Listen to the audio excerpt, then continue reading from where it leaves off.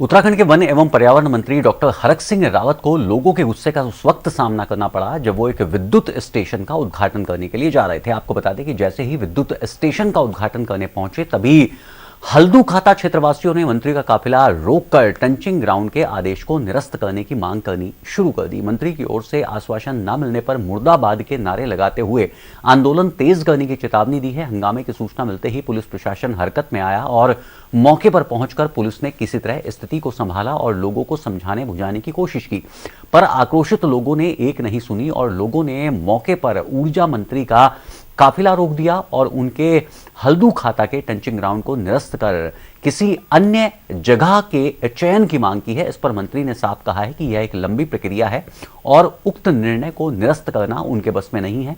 मंत्री की बात सुनते ही लोगों का आक्रोश बढ़ गया। उन्होंने हंगामा करते हुए काले झंडे दिखाए और मुर्दाबाद के नारे लगाने शुरू कर दिए।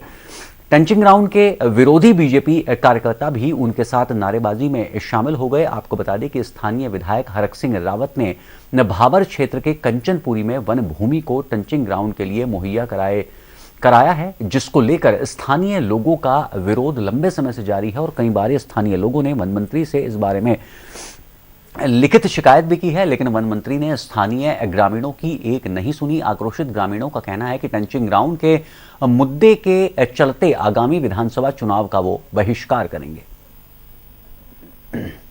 इससे ये 33 केवी का हमारा ये सब स्टेशन बनकर तैयार हुआ है और मैं सोचता हूँ कि उत्तराखंड और पूरे देश के अंदर सबसे कम समय में क्योंकि ये वन भूमि पे बना है तो वन भूमि ट्रांसफ़र होना बहुत मुश्किल होता है, लेकिन क्योंकि मेरे पास वन मंत्रालय था इसलिए हमने इसके लिए मैं सोचता हूँ जितना युद्ध स्तर पर वन भूमि का ट्रांसफ़र किया गया और फिर हमारे बिजली विभाग ने, ऊर्जा विभाग ने भारत सरकार के सहयोग से इसको तेज़ी के साथ इसका निर्माण किया गया।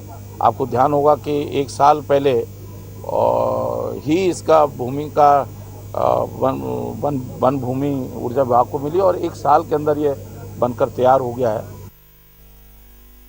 मैंने नहीं सैंक्शन कराया, जबकि वो हमारे यहाँ के जनप्रतिनिधि हैं कोटद्वार के। आज वो हमारी जनता की आवाज़ सुनने के लिए तैयार नहीं।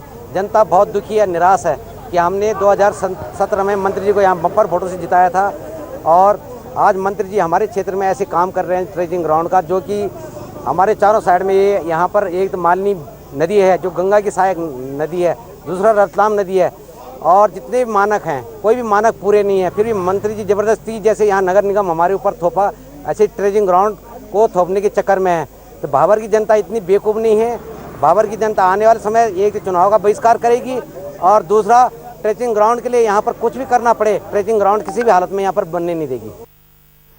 और ताजा जानकारी के लिए हमारे साथ जुड़ चुके हैं कोटद्वार से हमारे संवाददाता नीरज सिंह। नीरज, जिस जगह टंचिंग ग्राउंड बनाया जा रहा है क्या वहां आसपास रिहायशी इलाका है?